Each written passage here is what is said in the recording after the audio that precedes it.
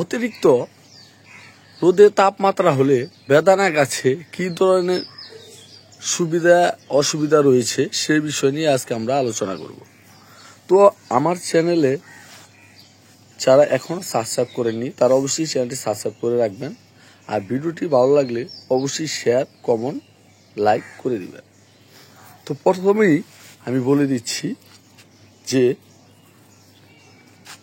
অতিরিক্ত রোদ হলে বেদানা গাছে কী ধরনের অসুবিধা রয়েছে।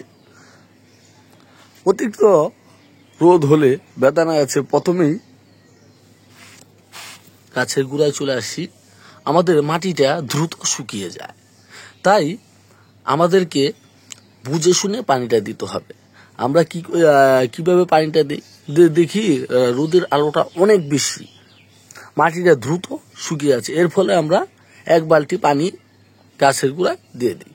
তো এইভাবে পানিটা দেওয়া যাবে না, পানিটা পরিমাণ মতন দিতে হবে, যাতে সকালে বিকালে দুবার দিলেও গাছে কোনো ধরনের সমস্যা হবে না। আর যদি আমরা বিকালে এক বালতি ভরে দিয়ে দিই, 3 দিনে যাতে পানি না দিতে হয় সে আশায়, তাহলেই গাছে সমস্যা হতে পারে। এতে গাছের গোড়ায় ফাঙ্গাস লেগে যেতে পারে অতিরিক্ত পানির কারণে, এমনকি ছত্রাকের আক্রমণটা বেশি হবে। অতিরিক্ত রোদের কারণে গাছ ঝিমিয়ে পড়ে, গাছ যখন ঝিমিয়ে পড়ে তখন আমরা চিন্তায় পড়ে যাই। তো গাছ ঝিমিয়ে পড়াটা এটা কোনো সমস্যা না। আর যাদের গাছ অতিরিক্ত ঝিমিয়ে পড়ে তারা অবশ্যই গাছের গোড়ায় কিছু খাবার দিয়ে দেবে। খাবারটা কি? Magnesium sulphate salt. এই খাবারটা যদি আমরা গাছের গোড়ার সাইড দিয়ে দিই, এই সাইড দিয়ে যদি দিয়ে দিই, তাহলে গাছ আর রোদের তাপে ঝিমিয়ে পড়বে না।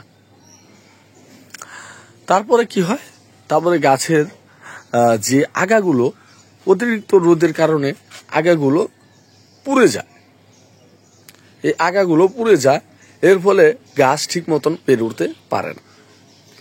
এই আগা কিন্তু আবার বেড়ে ওঠার কারণ আরেকটি আছে, না ওঠার, সেটা হচ্ছে মাকড়সা।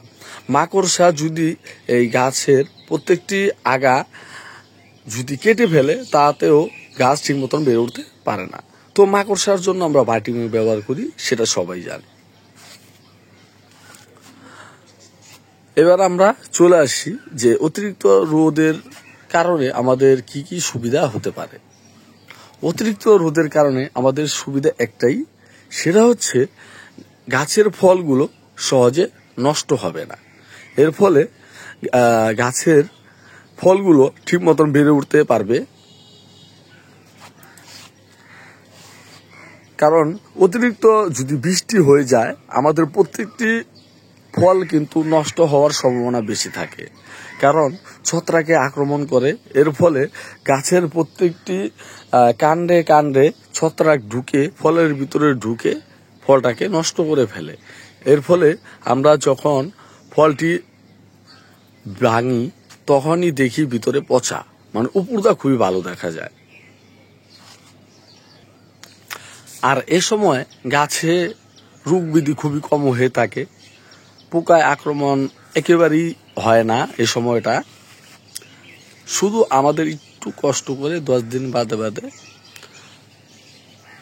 ফাঙ্গিসাইড ওষুধ বা রাসায়নিক আর ভাইটামিন, এই 3টা ওষুধ মিলে আমাদের 10 দিন পর পর গাছে স্প্রে করলেই এই ফলগুলো খুবই সুন্দর হবে, ফলগুলো সাইজও ভালো হবে। আর গাছের গোড়ায় আমাদের একটু মালচিং করে দিতে হবে, যেহেতু অতিরিক্ত রোদের তাপমাত্রা, আমাদের গাছের গোড়াটা একটু মালচিং করে দিতে হবে। এতে গাছের ফলগুলো খুবই সুন্দর হবে। কারণ পরিশ্রম করলে আপনি পরিশ্রমের ফল অবশ্যই পাবেন। তো বন্ধুরা, ভিডিওটি ভালো লাগলে অবশ্যই চ্যানেল সাবস্ক্রাইব করবেন, লাইক করবেন, শেয়ার করবেন। এই বলে আজকের মতন বিদায় নিচ্ছি।